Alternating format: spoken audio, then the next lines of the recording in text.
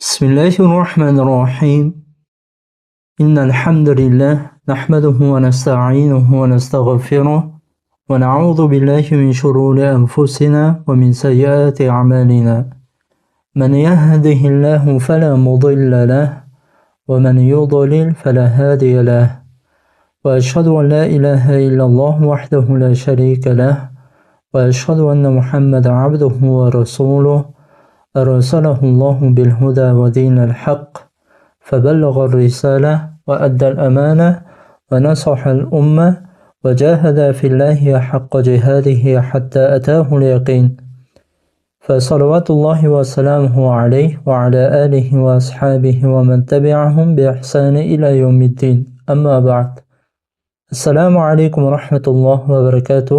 الله سبحانه وتعالى yordam so'ragan holatda Alloh subhanahu va taoloni eng go'zal ism sifatlari bilan tanishlik darsimizda davom ettiramiz. Alloh subhanahu va taolo mana bu darslarimizda avvalambor o'zimizga va yana boshqa barcha musulmonlarga foydali va manfaatli va insonlarning hidoyatiga sababchi qilsin. Allohumma amin. Va Alloh subhanahu va taolo ushbu darslarimizda barakali va davomiyli qilsin. Allohumma amin. Biz o'tgan darsimizda Alloh subhanahu va taoloni lafzul jalala va eng atoqli ismi bo'lgan Alloh taoloni Alloh ismini Alloh taolo qodir qilgancha bayon qildik. Va bugungi darsimiz oldingi darsimizning davomi.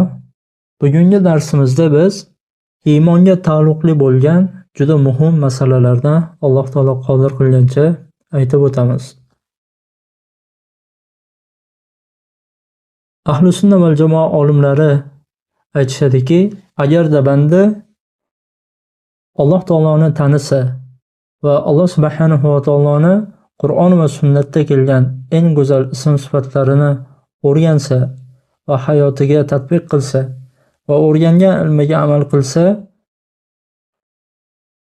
bu bandani iymoni ziyoda bo'ladi va Alloh subhanahu va taolo bu bandani dunyoda ham va oxiratda ham darajasini ko'taradi va bu bandaga dunyoda ham va oxiratda ham saodatli hayotni nasib etadi.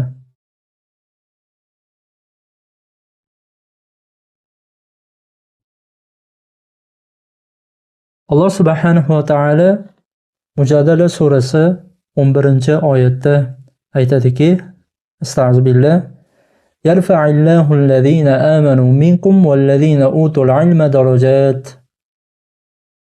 Sizlardan iymon keltirgan kishilarni va ularga ilm berilgan kishilarni darajalarini Alloh taolo ko'taradi.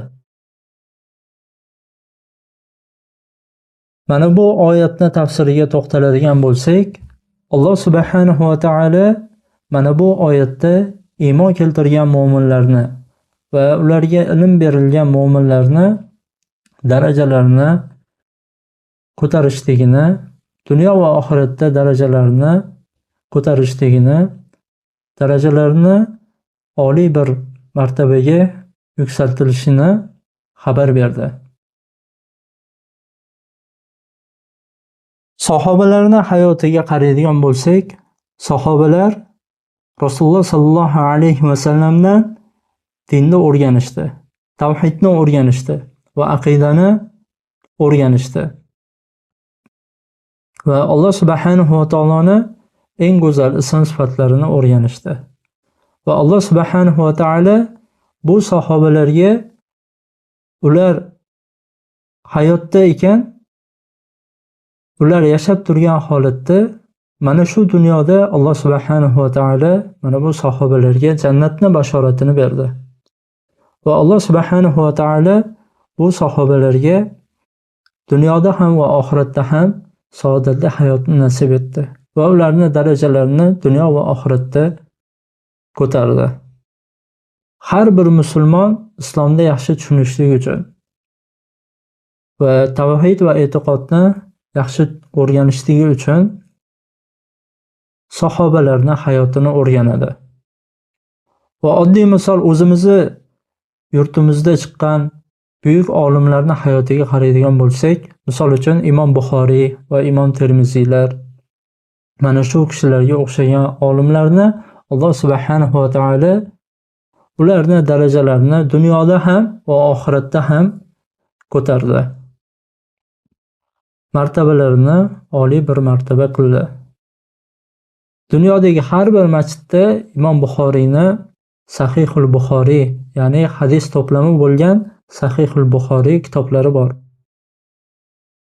Va Qur'ondan keyin eng sahih kitob bu Imom Buxoriyni hadis to'plami bo'lgan Sahihul Buxoriy kitoblari.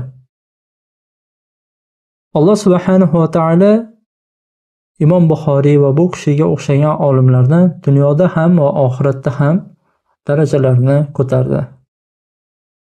Agarda biz ham Alloh subhanahu va taoloni tanisak, tavhidni va e'tiqodni va Alloh subhanahu va taoloni eng go'zal ism sifatlarini o'rgansak va o'rgangan ilmimizga amal qilsak, Alloh subhanahu va taolo bizga sahobalarga va mana bu Imom Buxoriyga o'xshagan olimlarga dunyo va oxiratda saodatli hayotni nasib etgandek, bizga ham Alloh subhanahu va taolo saodatli bir hayotni nasib etadi.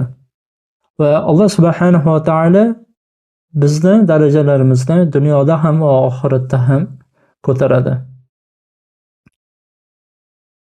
Ahli sunna val jamoa olimlari aytishadiki, Alloh subhanahu va taoloni eng go'zal ism sifatlarini o'rganishlik bu eng sharafli bo'lgan, eng afzal bo'lgan ilmdir. Haqiqatan eng sharafli ilm va eng afzal ilm bu Alloh subhanahu va taoloni tanishlik va Alloh subhanahu va taoloni eng go'zal ism sifatlarini o'rganishlik. Va mana shu Alloh subhanahu va taoloni Qur'on va sunnatda kelgan eng go'zal ism sifatlarini o'rganishlik bu iymon arkonlarini eng asosini o'rganishlikdir. Iymon arkonlariga to'xtaladigan bo'lsak, hadislarda keladi, iymon arkonlari 6 ta. Birinchisi Alloh subhanahu va taologa iymon keltirishlik. Va ikkinchisi butun malaikalarga iymon keltirishlik. Va uchinchisi Alloh taolo nozil qilgan kitoblarga, barcha kitoblarga iymon keltirishlik. Va keyingisi, to'rtinchisi rasullarga, anbiyolarga iymon keltirishlik. Olimlar aytishadiki, rasullar bilan anbiyolarni o'rtasida farq bor deb aytishadi. Inshaalloh sirat darslarimizda bu rasullarni va anbiyolarni o'rtadagi farqini Alloh taolo nasib qilsa o'zini o'rnida batafsil aytib o'tamiz. Va iymon arkonlarini 5-chisi oxirat kuniga iymon keltirishlik. Va iymon arkonlarini 6-chisi qadarga iymon keltirishlik va qadardagi yaxshi holatlarga va yomon holatlarga iymon keltirishlik. Va Alloh subhanahu va taoloni tanishlik va Alloh subhanahu va taoloni eng go'zal ism sifatlarini o'rganishlik bu iymon arkonlarini eng afzalini, eng asosini o'rganishlikdir. Chunki iymon keltirishlik faqatgina men Allohga iymon keltirdim deb aytib qo'yishlik bilan bo'lmaydi.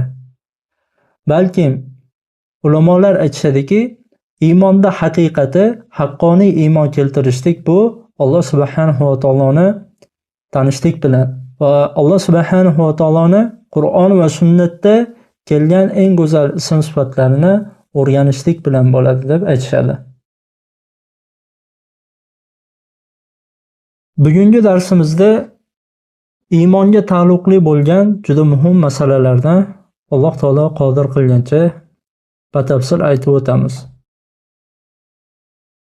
Ahli sunna val jamoa olimlari aytishadiki, xuddiki namozni va tahoratni buzadigan amallar bo'lgani kabi iymonda ham va islomda ham buzadigan harom amallar bordir deb aytishadi.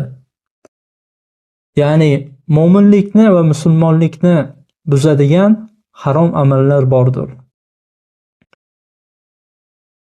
Misol uchun tahoratni nima buzadi? Tahoratni bavul qilishlik yoki yel chiqarishlik buzadi. Va xuddi shunday tahoratni va namozni buzadigan harom amallar bo'lgani kabi islomda ham buzuvchi harom amallar bordir.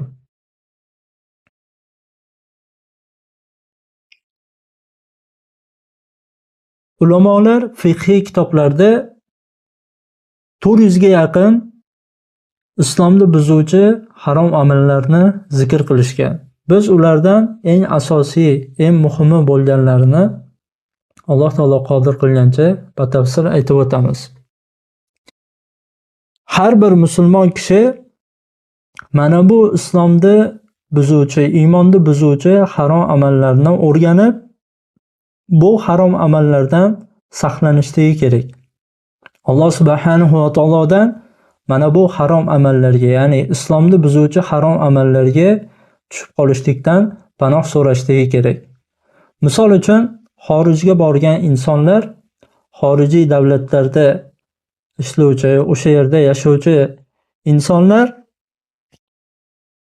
o'sha davlatdan, xorijiy davlatdan deport bo'lib ketmasligi uchun u xorijiy davlatlarning qonun qoidalariga, misol uchun dokument qilishliklariga va o'sha davlatni qonun qoidalariga juda qattiq e'tibor berishadi. O'zlarini ehtiyotlarini qilib yurishadi. Va xuddi shunday mo'min kishi, iymonda da'vo qiluvchi kishi islomda buzuvchi amallarga ham juda qattiq e'tibor berishligi kerak.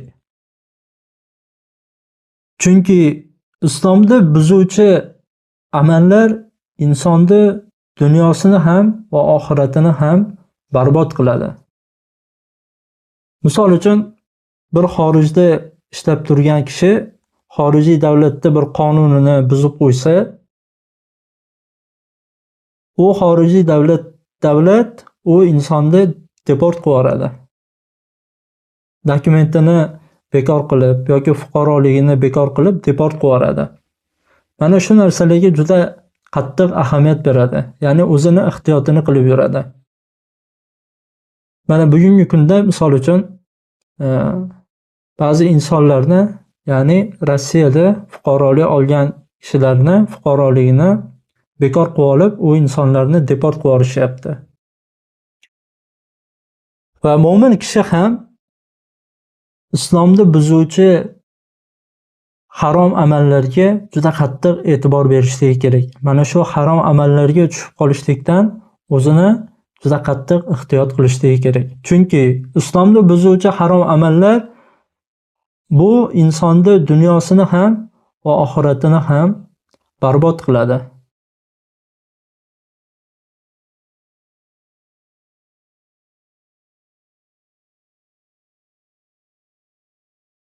Va Alloh subhanahu va taolo Ali Imron surasi 90-oyatda aytadiki, Astagfirullah, innal ladzina kafaru ba'da imanihim thumma izdadu kufra lan tuqbala tawbatuhum ulaika humud dallun. Ular iymon keltirganligidan so'ng ular iymon keltirganligidan so'ng kofir bo'lgan kimsalar va kufrlarida bardavom bo'lgan kimsalarni tavbalari qabul qilinmaydi. Ana o'shalar adashgan kimsalardir. Va Alloh subhanahu va taolo boshqa bir oyatda, Ali Imron surasi 86-oyatda aytadiki, Astagfirullah, kayfa yahdillahu qawma kafaru ba'da imanihim va shahidu anna ar-rasula haqq va ja'ahumul bayyinat vallohu la yahdil qawmaz zolimin. Qanday qilib Alloh ular albatta rasul haq deb guvoh bergan holatda, va ularga oyatlar kelgan holatda ular iymon keltirganligidan so'ng kofir bo'lgan qavmni Alloh taolo qanday qilib hidoyat qiladi? Va albatta Alloh zolim bo'lgan qavmlarni, ya'ni zolim bo'lgan qavmni hidoyat qilmaydi.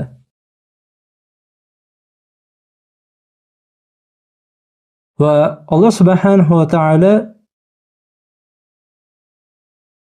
boshqa bir oyatda Ali Imron surasi 87-oyatda Alloh subhanahu va taolo aytadiki, astag'firullah, ulaika jazaohum anna alayhim la'natullohi val malaikati wan nas ajma'in.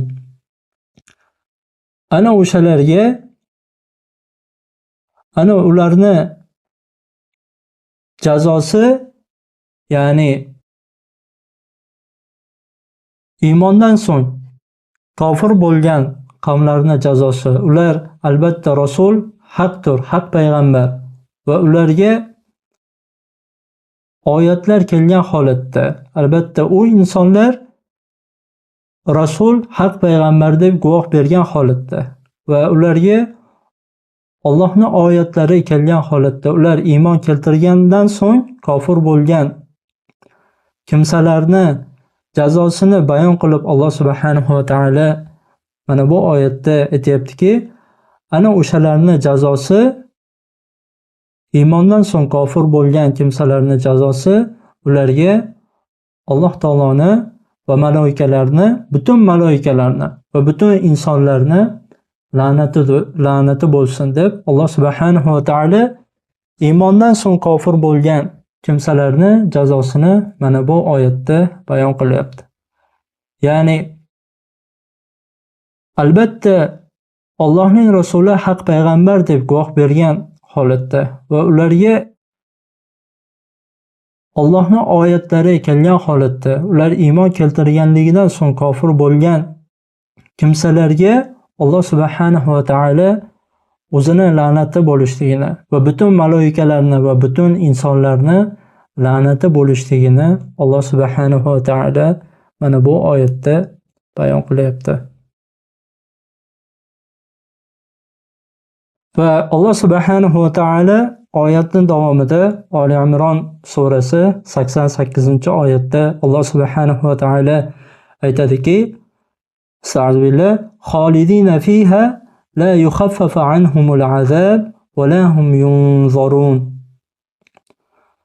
Ana o'sha kimsalar jahannamda abadiy qoluvchidir va ularga jahannam azobi yengil qilinmaydi va ularga qaralinmaydi deb Alloh subhanahu va taolo iymondan so'ng, ya'ni albatta rasul haq payg'ambar deb guvoh bergan holatda va Alloh taoloning oyatlarini ko'rgan holatda iymon keltirganligidan so'ng kofir bo'lgan kimsalarni Alloh subhanahu va taolo va butun malaikalar va butun insonlar la'natlashligini va bu kofir bo'lgan kimsalar jahannamda abadiy qolishligini Alloh subhanahu va taolo mana bu oyatda bayon qilyapti. Bu oyatlarni qisqacha tafsiriga to'xtaladigan bo'lsak, tafsir olimlari mana bu oyatlarni nozil bo'lishligini sababini bayon qilib aytishadiki, bu oyatlar Yahud va Nasroniylarga nozil bo'lgan deb aytishadi. Ya'ni Yahudiylar va Nasroniylar haqida nozil bo'lgan deb aytishadi. Yana tafsir olimlari aytishadiki, bu oyatlar Madinadagi ansorlardan bo'lgan bir kishi haqida nozil bo'lgan deb aytishadi. Ya'ni tafsir kitoblarida keladi.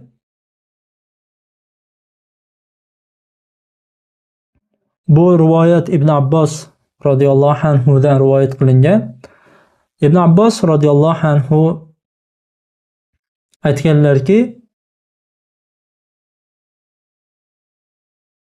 Madinadagi ansorlardan bo'lgan bir kishi islomdan chiqadi, ya'ni islomni tark qilib murtad bo'ladi va so'ng mushriklarga, ya'ni mushriklarning safiga qo'shilib ketadi.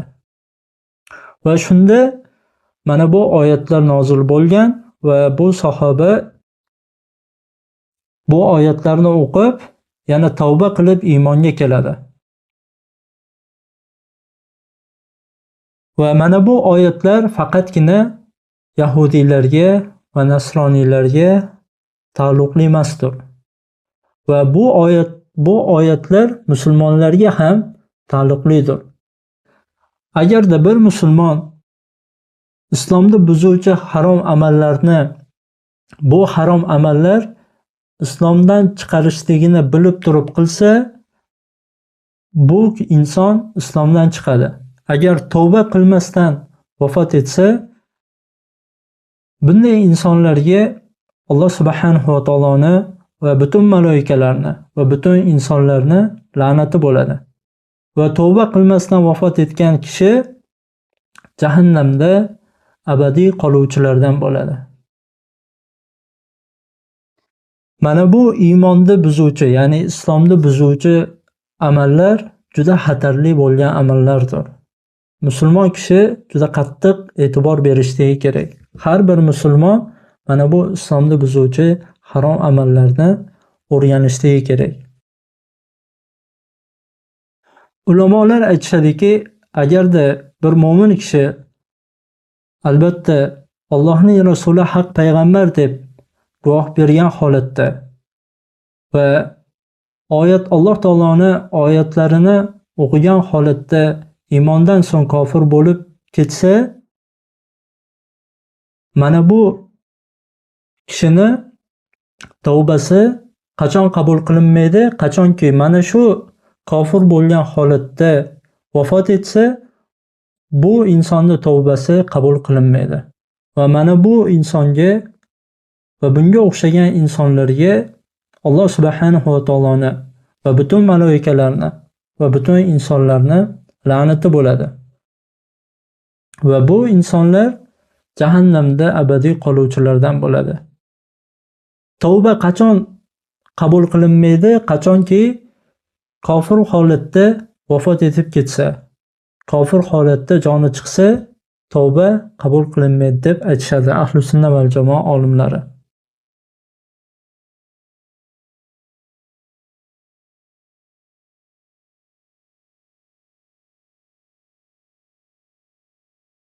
Va islomni buzuvchi harom amallarning birinchisi ulamolar aytishadiki, Alloh subhanahu va taologa shirk keltirishlik. Alloh subhanahu va taolo Niso surasi 47, ya'ni 48-oyatda aytadiki, Estağfirullah. İnnalloha la yaghfiru an yushraka bihi va yaghfiru ma duna zalika liman yasha. Albatta Alloh unga shirk keltirganlikni kechirmaydi va undan boshqa narsalarni o'zi xohlagan bandasi uchun kechiradi. Shirk bu eng buyuk gunohlardandir. Alloh subhanahu va taolo shirkni kechirmaydi. Va Alloh subhanahu va taolo Moida surasi 72-oyatda aytadiki, Estağfirullah. İnnehu men yushrik billahi faqad harramallohu alayhil jannah ve ma'vahumun nar ve ma'vahun nar ve ma liz-zalimina min ansar. Albatta Allohga shirk keltirgan kimsaga Alloh subhanahu va taolo jannatni harom qiladi. Va uning joyi jahannamdir va zolim bo'lgan kimsalarga yordam beruvchi yo'qdir deb Alloh subhanahu va taolo shirk keltirgan kishiga Alloh subhanahu va taolo jannatni harom qilishligini mana bu oyatda bayon qildi. Va shirk keltirgan kishining joyi jahannam bo'lishligini Alloh subhanahu va taolo mana bu oyatda xabar berdi. Shirk bu eng buyuk gunohlardandir. Imom Zahabiyni buyuk gunohlar, ya'ni eng katta gunohlar kitobida birinchi bo'lib zikr qilinadi. Ya'ni eng buyuk gunohlardan biri bu Alloh taologa shirk keltirishlik. Va ulamolar aytishadiki, shirkning turidan yana boshqalari Alloh taolodan boshqaga qurbonlik kesishlik. Ya'ni Alloh taolodan boshqaga jonliq kesishlik. Misol uchun folbinlar va shunga o'xshagan insonlar jinlarga atab qurbonlik kesishadi. Ya'ni jinlarga atab jonliq kesishadi. Bu shirk bu. Shirkning boshqa bir turlaridandir. Shirkning turlari juda ko'pdir. Shirkning turlaridan biri Allohdan boshqaga jonliq kesishlik. Va shirkning yana boshqa bir turi qabrlarga atab qurbonlik qilishlik. Ya'ni qabrlardagi insonlarga atab, Alloh taologa atab emas. Qabrdagi o'tib ketgan solih insonlarga atab qurbonlik kesishlik. Misol uchun ba'zi adashgan toifalar bor. Qurbonlikni o'zini shayxiga atab yoki pirlariga atab kesadi. Alloh taologa emas, balkim qabrdagi insonlarga atab qurbonlikni kesadi. Bu shirk eng buyuk gunohlardandir. Alloh subhanahu va taolo shirkni kechirmaydi. Bugungi kunda ba'zi islomda da'vo qiluvchi insonlar misol majusiylardan qolib ketgan bayramlarda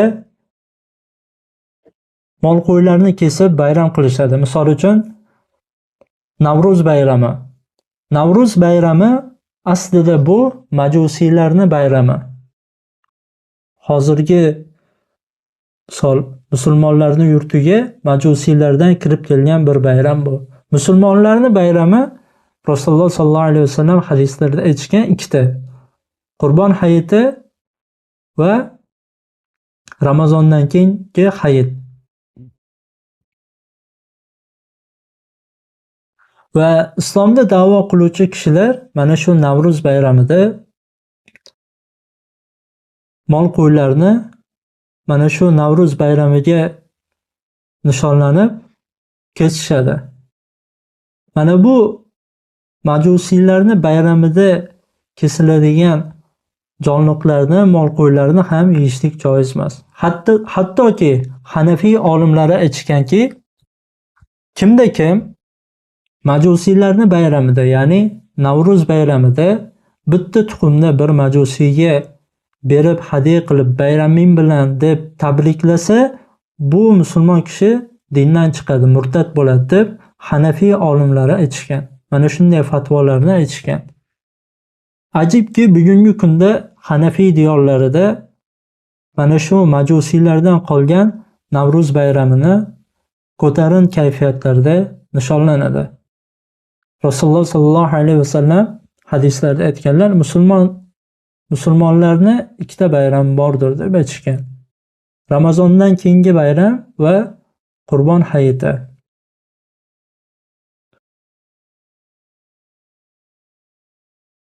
Va ulamolar aytishadiki, qabrlarga atab yoki qabrlarda, qabristonlarda kesilingan, misol uchun ba'zi islomda da'vo qiluvchi kishilar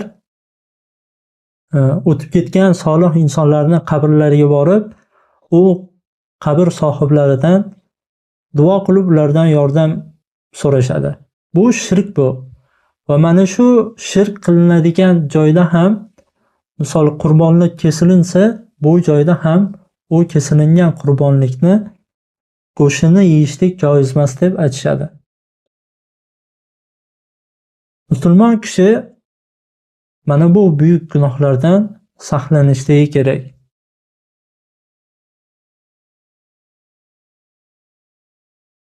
Va islomda buzuvchi harom amallarning ikkinchisi ulamolar aytishadiki, musulmon kishi o'zi bilan Allohning orasida unga duo qiladigan, undan shafaat so'raydigan, unga tavakkul qiladigan vositalarni qilishlik bu islomni buzuvchi xatarli bo'lgan harom amallardandir.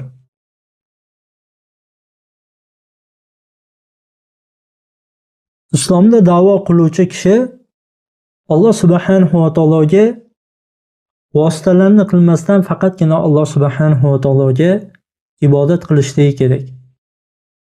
Islomda da'vo qiluvchi kishi qabrdagi o'tib ketgan solih insonlarni Alloh taologa bog'lanishda vosita qilmasligi kerak. Alloh subhanahu va taologa bog'lanishda vasila qilmasligi kerak. Va islomda da'vo qiluvchi kishi o'tib ketgan solih insonlarning qabriga borib, ulardan shafaat so'rashligi joiz emas bu. Bu shirk bu. Mo'min kishi, islomda da'vo qiluvchi kishi qabr sohiblaridan shafaatni so'ramaslik kerak. Hattoki Rasululloh sallallohu alayhi vasallamni qabrlariga borib, Rasululloh sallallohu alayhi vasallamdan qabrlariga xitob qilib aytib, shafaat so'rashligi joiz emas. Ahli sunna val jamoa olimlari joiz emas deb aytishgan. Rasululloh sallallohu alayhi vasallamni qabrlariga borib, sunnatga muvofiq, sunnatda kelgan holatda Rasululloh sallallohu alayhi vasallamga salom berishligi kerak. Bo'ldi. Sahobalar Rasululloh sallallohu alayhi vasallam vafot etganlaridan keyin qabrlariga kelib, sahobalar Rasululloh sallallohu alayhi vasallamning qabrlariga xitob qilib shafaat so'rashmagan. Rasululloh sallallohu alayhi vasallamni qabrlarini vosita qilmagan, ya'ni vasila qilmagan sahobalar. Rasululloh sallallohu alayhi vasallam vafot etishlari bilan o'zi ixtiloflar boshlangan. Birinchi masala bu xalifani tanlashlik. Ya'ni kim Rasululloh sallallohu alayhi vasallamdan keyin kim xalifa bo'ladi deb mana shu ixtilof boshlangan. Mana shu qiyin holatda sahobalar, misol uchun Abu Bakr radhiyallohu anhu, Umar radhiyallohu anhu, Usmon radhiyallohu anhu, Ali radhiyallohu anhu va bularga o'xshagan buyuk sahobalar Rasululloh sallallohu alayhi vasallamdan yordam istashmagan. Balkim xalifani o'zlari tanlashgan. Abu Bakr radhiyallohu anhu ni xalifa qilib tanlashgan. Hattoki misol uchun Ali radhiyallohu anhu xalifa bo'lishganda Muaviya radhiyallohu anhu bilan o'rtalarida fitna sodir bo'lgan. Mana shu fitnada sahobalar, juda katta sahobalar ikkiga ajralib qolishgan. Juda inson agar bu tarixni o'qisa yig'lab o'qiydi. Ya'ni Ali radhiyallohu anhu bilan Muaviya radhiyallohu anhu o'rtalaridagi fitnani misol tarix kitoblaridan o'qisa qattiq yig'lab o'qishadi. Juda qattiq bir yomon bir fitna sodir bo'lgan. Mana shu fitna holatida juda musulmonlar qiyin holatda bo'lgan. Sahobalar bir-birlari bilan jang qilishgan. Siffin jangi va shunga o'xshagan boshqa bir janglar bo'lgan. Juda qiyin holat bo'lgan.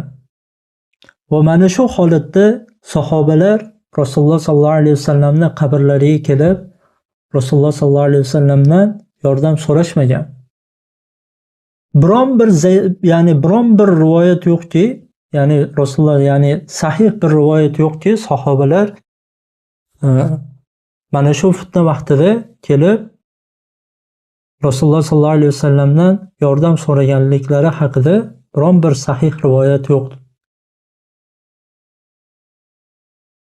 Sahobalar Alloh subhanahu va taologa Rasululloh sallallohu alayhi vasallamning sunnatlari bilan bog'lanishgan. Alloh va Rasuli buyurgan ibodatlarni ado etgan holatda Alloh taologa ibodat qilishgan. Ya'ni biz vasilani, ya'ni vositani va vasilani o'tib ketgan bir shayxlarni yoki pirlarni qilmasligimiz kerak. Ya'ni qabrdagi solih insonlarni vosita qilmasligimiz kerak. Alloh taologa bog'lanishda vosita qilmasligimiz kerak. Bu shirk bu. Ahli sunna val jamoa olimlari aytishganki, bu shirk bu. Va mo'min kishi Alloh va Rasuli buyurgan solih amallarni Alloh taologa bog'lanishda vasila qilishligi kerak. Vosita qilishlik kerak. Alloh va Rasuli buyurgan ibodatlarni vasila qilishligi kerak. Bugungi kunda ba'zi hadislarni noto'g'ri tushungan holatda ba'zi ilm insonlari, ilmni da'vo qilgan va masjidlarda imomlik qilib turgan kishilar aytadiki, biz qabrlarga borib ulardan motivatsiya olamiz deyshadi. Ya'ni ularga duo qilib, ulardan yordam so'rab motivatsiya olamiz deb aytishadi. Hattoki madrasalarda bitirgan, al-azharlarda bitirgan ba'zi ilmni da'vo qiluvchi kishilar solih insonlarning qabriga borib, ularni qabriga xitob qilib, ya'ni bizni shafaat qiling, bizga yordam bering deb ulardan yordam so'rashlik shirk emas bu deb aytishadi. Bu juda katta bir jinoyat bu. Alloh subhanahu va taologa biz qanday qilib bog'lanishligimiz kerak? Qanday qilib vasila qilishligimiz kerak? Sahobalar qanday qilib Alloh subhanahu va taologa bog'langan bo'lsa, mana shunday bog'lanishligimiz kerak. Ya'ni Alloh va Rasuli buyurgan ibodatlar bilan Alloh subhanahu va taologa bog'lanishligimiz kerak. Bir ajib holatni ustozlarimiz aytib berishgan.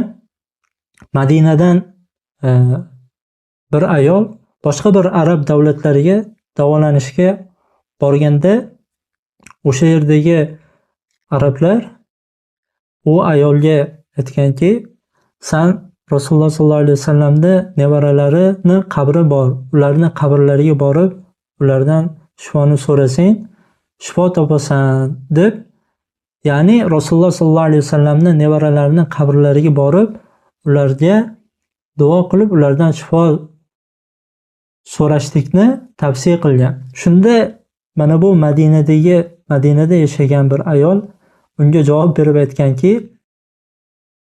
bizda Madina shahrida Rasululloh sollallohu alayhi vasallamni nevaralarini bobolari bor, ya'ni Rasululloh sollallohu alayhi vasallam bor. Biz ulardan istamaymiz, ularni qabrlariga borib shifoni ulardan istamaymiz deb javob berishgan. Va biron bir sahobalar Rasululloh sollallohu alayhi vasallamning qabrlariga kelib, Rasululloh sollallohu alayhi vasallamdan shafaat so'rashmagan va Rasululloh sollallohu alayhi vasallamdan yordam so'rashmagan. Shafaatni Rasululloh sollallohu alayhi vasallam hayot ekanliklarida sahobalar Rasululloh sollallohu alayhi vasallamdan so'rashgan. Ya'ni bir inson, solih inson agarda u hayot bo'lsa, ya'ni yashab turgan bo'lsa, u solih insonning yoniga borib, ey birodar, bizni haqqimizga duo qiling deb duo so'rashlik joiz. Yoki bir rabboniy bir olim bo'lsa, u insonni, ya'ni u insonni oldiga borib, agarda qiyomatda bizni ham agar sizga shafaat nasib etsa, bizni ham shafaat qiling deb tirik insondan shafaat so'rashlik joizdir. Lekin o'tib ketgan solih insonlarning qabrlariga borib, ularga duo qilishlik, ularni vasila qilishlik, ulardan shafaat so'rashlik bu shirk bu. Bu shirkni turini Makka mushriklari qilgan. Va mana shu shirkni ular qilganligi uchun ular mushrik bo'lgan. Bu aslida juda xatarli bo'lgan islomni buzuvchi amaldir. Makka mushriklari aytganki, Alloh subhanahu va taolo ularning so'zlarini Zumar surasi 3-oyatda xabar berib aytadiki, Astagfirullah, ma na'buduhum illa liqarribuna ilallohi zulfa. Biz ularga, ya'ni butlarga faqatgina ular bizni Allohga yaqin qilishligi uchun ibodat qilamiz deb aytishgan. Va Makka mushriklari ham o'zlari bilan Allohning orasida o'zlarini butlarini vosita qilishgan, ya'ni vasila qilishgan. Bular bizni Allohning huzurida shafaat qiladi, bizni Allohga yaqin qiladi deb mana shu butlarini Alloh subhanahu va taolo bilan o'zlarining orasida vosita qilishgan. Bu shirkni eng xatarli bo'lganidir. Va islomni buzuvchi harom amallarning uchinchisi, ulamolar aytishadiki, Alloh subhanahu va taolo o'zining kitobida va Rasululloh sallallohu alayhi vasallam o'zlarining sunnatlarida kofir degan kishilarni, misol uchun yahudiylarni, nasroniylarni va mushriklarni kofir demasdan va u mushriklarni ham va nasroniylarni ham va yahudiylarni ham ularni tutgan yo'li o'zlariga ko'ra tutgan yo'llari to'g'ridir deb aytishlik, bu islomni buzuvchi eng xatarli amallardandir. Ba'zi islomni da'vo qiluvchi, hattoki masjidlarda imomlik qiluvchi kimsalar aytadiki, nasroniylarni ham va yahudiylarni ham ularni kofir deb bo'lmaydi, ularni g'ayri din deb aytilinadi deb aytishadi. Mana bu juda katta bir zalolatdir, juda katta bir adashishlikdir. Rasululloh sallallohu alayhi vasallam, Alloh subhanahu va taolo o'zining kitobida kofir degan, mushrik degan qavmlarni Rasululloh sallallohu alayhi vasallam kofir deyishgan. Misol uchun Rasululloh sallallohu alayhi vasallam yahudiylarni va nasroniylarni kofir deyishgan. Hattoki ularni la'natlashgan. Rasululloh sallallohu alayhi vasallam va mushriklarni ham la'natlashgan va mushriklarni ham kofir deb aytishgan. Rasululloh sallallohu alayhi vasallam kofir degan kimsalarni iymonda da'vo qiluvchi kishi kofir deb aytishligi kerak. Ya'ni yahudiylarni, nasroniylarni va mushriklarni kofir deb aytishligi kerak. Bu ularni g'ayri din deb aytishlik, bu juda katta bir xato bu, juda katta bir jinoyat bu. Rasululloh sallallohu alayhi vasallamning sunnatlariga qarshi chiqishlikdir. Go'yoki Rasululloh sallallohu alayhi vasallam kofir deb aytganliklarida xatoda, endi bunday insonlar to'g'ri Rasululloh sallallohu alayhi vasallamdan keyin 1400 yildan keyin, mana misol uchun Rasululloh sallallohu alayhi vasallamdan keyin xuddiki u kishidan da yaxshiroq so'zni o'zicha o'ylab topgan bo'ladi. Rasululloh sallallohu alayhi vasallamdan o'zini yaxshiroq deb aytgan bo'ladi. Mana bu yahudiylarni, nasroniylarni g'ayridin deb aytgan kishi o'zini Rasululloh sallallohu alayhi vasallamdan da afzal deb ko'rsatadi. Agarda buni ochiq oydin tili bilan aytmagan bo'lsa ham, Alloh va Rasuli kofir degan kimsalarni, ya'ni yahudiylarni, nasroniylarni va mushriklarni kofir deb e'tiqod qilishlik kerak mo'min kishi.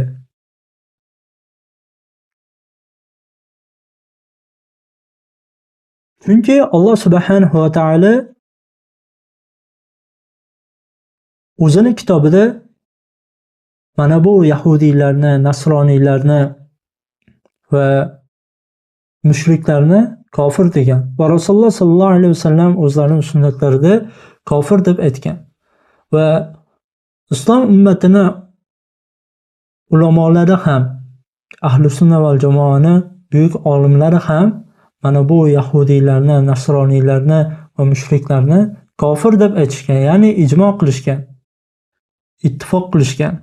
Ibn Taymiya rahimahulloh aytadilarki, o'zlarining Majmuatul Fatawa kitoblarida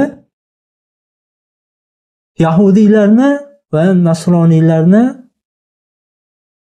ya'ni kofirligi islom dinidagi zaruriy ilmlardandir, ya'ni har bir musulmon bilishligi kerak bo'lgan ilmdir bu.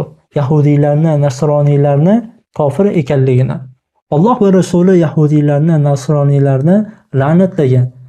Alloh va Rasuli la'natlab tursa-da, lekin boshqa bir islomda da'vo qiluvchi, hattoki masjidlarda imomlik qiluvchi kimsalar chiqib turib, yo'q, bularni kofir deb bo'lmaydi, bularni la'natda bo'lmaydi, bularni g'ayri din deb aytishimiz kerak deb aytadi. Bu Alloh va Rasuliga qarshi chiqishlikdir. Mana bu holatlardan mo'min kishi saqlanishligi kerak. Alloh subhanahu va taolo Moida surasi 78-oyatda aytadiki, Estağfirullah. Lu'ina allazina kafaru min bani Isroil ala lisani Davud va Isa ibn Maryam. Bani Isroildan kofir bo'lgan kimsalar Davud alayhissalomni va Iso ibn Maryam alayhissalomni tiliga ko'ra la'natlangan. Yahudiylarni, nasroniylarni Alloh subhanahu va taolo va payg'ambarlar la'natlagan. Va butun ahli sunna va jamoa olimlari, buyuk olimlar Yahudiy va nasroniylarni kofir deb aytishgan. Va mushriklarni kofir deb aytishgan, ya'ni ular mushrik deb aytishgan.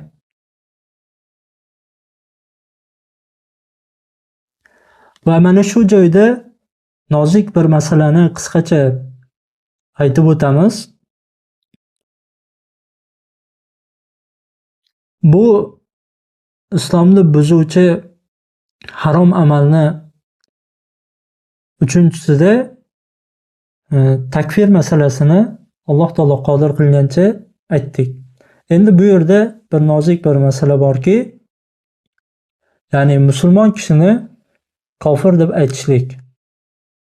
Imom Zahabiy katta gunohlar, ya'ni buyuk gunohlar kitoblarida musulmon kishini takfir qilishlik, kofir deb aytishlik eng buyuk gunohlardandir deb aytishgan.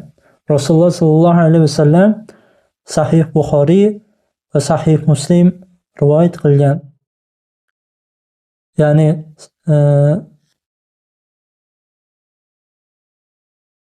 Sahih Buxoriy va Sahih Muslimda Imom Buxoriy va Imom Muslim rivoyat qilgan sahih hadisda Rasululloh sallallohu alayhi vasallam aytadilarki, qaysi bir kishi o'zini birodariga, dindagi birodariga ey kofir deb aytsa, mana bu aytgan kalimasi u ikkalasidan biriga yetib boradi.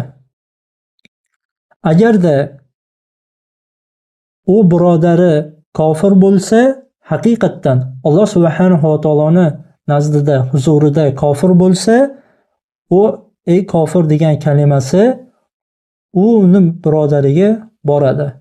Agarda u inson Allohning huzurida kofir bo'lmasa, balki mo'min bandalardan bo'lsa, Alloh subhanahu va taoloning mo'min bandalaridan bo'lsa, mana bu ey kofir deb aytgan kishiga o'zini aytgan gapi, ey kofir deb aytgan gapi o'ziga qaytib keladi deb Rasululloh sallallohu alayhi vasallam Imom Buxoriy va Imom Muslim rivoyat qilgan sahih hadisda aytadilar. Musulmon kishini agarda u Alloh subhanahu va taoloning huzurida mo'min bo'lsa, ya'ni Alloh taoloning mo'min bandalaridan bo'lsa, uni ey kofir deb aytishlik yoki ey fosiq deb aytishlik, bu juda buyuk gunohlardandir. Juda xatarli bo'lgan gunohlardandir. Inson ya'ni mo'min kishi mana bu musulmon kishini takfir qilishlikdan saqlanishligi kerak. Endi takfir masalasini, ya'ni musulmonni takfir qilishlik masalasini yaxshi o'rgangan kishi, talib ilm, ahli ilm bu musulmonni holatini o'rganib, ana o'shandan keyin bu ishni mutaxassisi takfirni masalasiga kirishishligi kerak. Bu takfir masalasi, ya'ni musulmonni takfir qilishlik masalasida ko'chadagi dehqon ham yoki shunga o'xshagan avom insonlar aralashishligi joiz emas bu. Juda buyuk gunohlardandir, ya'ni bir musulmonni kofir deb aytishlik. Va islomda buzuvchi harom, eng xatarli harom amallardan 4-si ulamolar aytishadiki, kimda kim albatta Rasululloh sallallohu alayhi vasallamni yo'lidan-da boshqa bir yo'l, Rasululloh sallallohu alayhi vasallamni yo'lidan-da komilroq, Rasululloh sallallohu alayhi vasallam balkim Alloh va Rasulini hukmidan-da boshqa bir hukm yaxshiroq deb e'tiqod qilsa, shunga iqror bo'lsa, bu inson islomda buzgan bo'ladi. Agarda shuni bilib turib qilsa, bu kishi islomda buzgan bo'ladi. Misol uchun, bugungi kunda islomda da'vo qiluvchi kimsalar, iymonda da'vo qiluvchi kimsalar, misol uchun tog'ut bo'lgan feminizm, misol ateistlarni, misol SSRni hukmlarini, demokratlarni va shunga o'xshagan tog'ut bo'lgan toifalarni hukmi, ularni tutgan yo'llari Rasululloh sallallohu alayhi vasallamning yo'llaridan, hukmlaridan-da yaxshiroq deb aytsa, bu islomni buzgan bo'ladi. Bugungi kunda islomda da'vo qiluvchi kimsalar, men musulmonman, lekin liberalman. Men musulmonman, lekin men feministman. Va shunga o'xshagan gaplarni aytishadi. Va islomni da'vo qiluvchi kishilar, men musulmonman, lekin demokratman deb aytishadi. Bu islomni buzuvchi kufr bo'lgan kalimalardandir bu.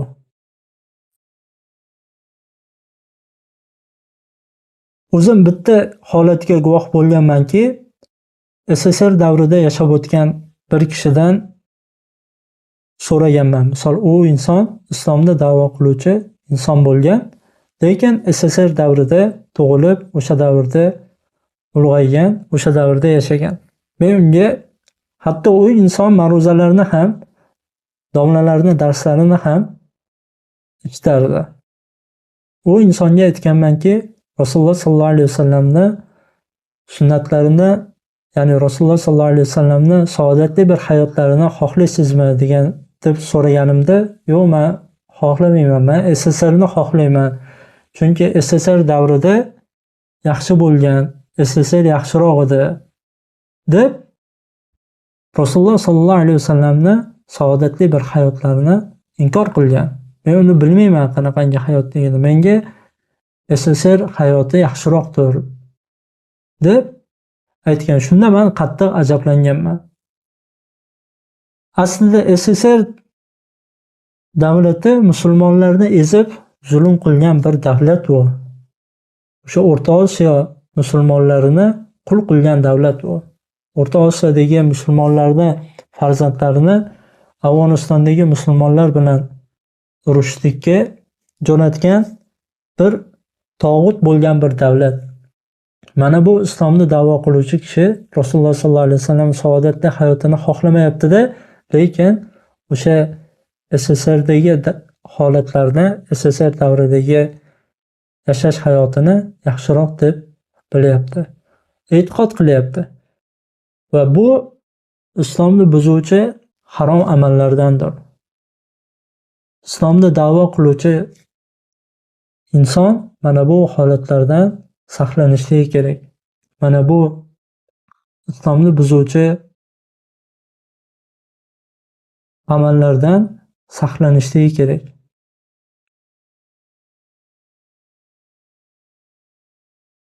Va Alloh subhanahu va taolo Ahzob surasi 36-oyatda aytadiki, Astagfirullah: "Va ma kana lil mu'minin va la mu'minatin idza qada Allohu va rasuluhu amra an yakuna lahumul khiyaratu min amrihim va man ya'sillaha va rasulahu faqad dalla dalalan mubina." Mo'min va mo'mina ayollarga agarda Alloh va Rasuli bir ishni buyursa, bir ishni hukm qilsa, mo'min va mo'mina ayollarga o'z ishlarida ixtiyorli bo'lishligi, ya'ni Alloh va Rasulini hukmini qo'yib, Alloh va Rasulining hukmidan yuz o'girib, o'z ishlarida ixtiyorli bo'lishliklari joiz emasdir. Va kimda kim Alloh va Rasuliga osiy bo'lsa, dar haqiqat u ochiq adashishlik bilan adashibdi.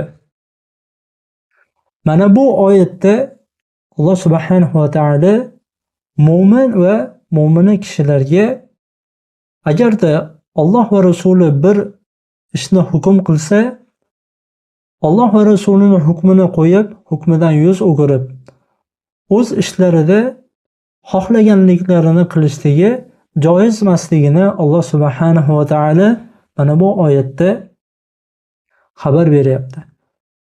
Va kimda kim Alloh va Rasuliga osiy bo'lsa, Alloh va Rasuliga qarshi chiqsa, mana bu inson juda ochiq adashishlikda adashibdi. Iymonda da'vo qiluvchi inson Alloh va Rasuli bir narsani hukm qilganida so'zsiz itoat qilishligi kerak. Alloh va Rasuliga so'zsiz itoat qilishligi kerak. Va islomni buzuvchi eng xatarli harom amallardan 5-inchisi Rasululloh sallallohu alayhi vasallam keltirgan dindan, ya'ni Rasululloh sallallohu alayhi vasallam keltirgan islom dinidan biron bir narsani, ya'ni islom dinidagi biron bir narsani yomon ko'rsa va bu inson islomni buzgan, ya'ni islomni buzuvchi amallarni qilgan bo'ladi. Qur'on oyatlarini misol yomon ko'rsa, Rasululloh sallallohu alayhi vasallamni sunnatlarini yomon ko'rsa, bu inson islomni buzuvchi amallarni qilgan bo'ladi. Ba'zi insonlar soqolni yomon ko'radi. Soqolni misol Rasululloh sallallohu alayhi vasallam buyurganlar, Rasululloh sallallohu alayhi vasallamning sunnatlari. Va shunga o'xshagan ba'zi sunnatlardan nafratlanadi, ba'zi sunnatlarni yomon ko'radi. Bu inson islomni buzuvchi harom amallarni qilgan bo'ladi. Yoki bir ayollar, iymonda da'vo qiluvchi ayollar, misol uchun islom dinidagi ko'p xotinlikni yomon ko'radi, nafratlanadi va mana bu ham islomni buzuvchi harom amallardandir.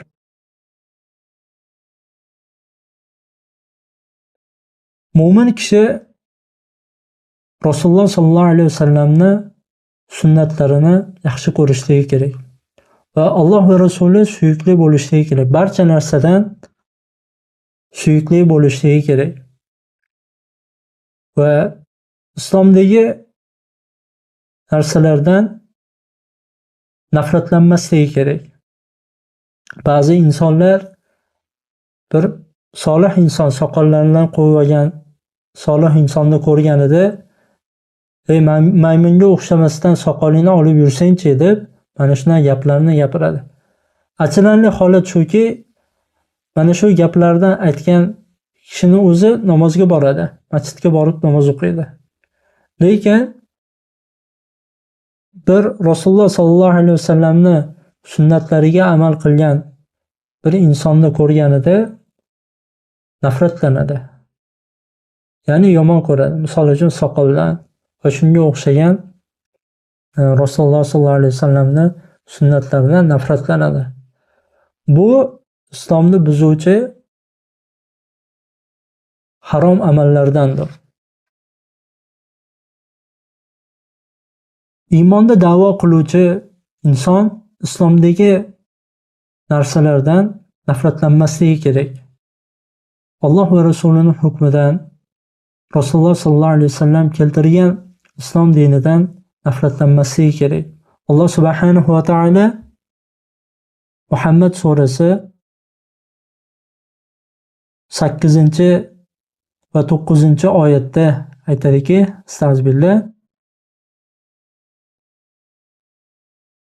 "Vallazina kafaru fatas'an lahum fa'adalla a'malahum zalika bi'annahum karihu ma anzalallohu fa'ahbata a'malahum." Kofir bo'lgan kimsalarga halokat bo'lsin va ularning amallarini Alloh taolo zoya qildi, habata qildi va uning sababi Alloh subhanahu va taolo Alloh taolo nozil qilgan narsalarni yomon ko'rishdi va Alloh subhanahu va taolo ularning amallarini habata qildi. Kimda kim islomdagi narsalardan, islom dinidagi narsalardan nafratlansa, yomon ko'rsa, Rasululloh sallallohu alayhi vasallamning sunnatlaridan nafratlansa yoki yomon ko'rsa, bu insonning amali habata bo'ladi. Bu insonga halokat bo'ladi. Alloh subhanahu va taolo mana bu darslarimizda avvalambor o'zimizga va yana boshqa barcha musulmonlarga foydali va manfaatli va insonlarning hidoyatiga sababchi qilsin. Va Alloh subhanahu va taolo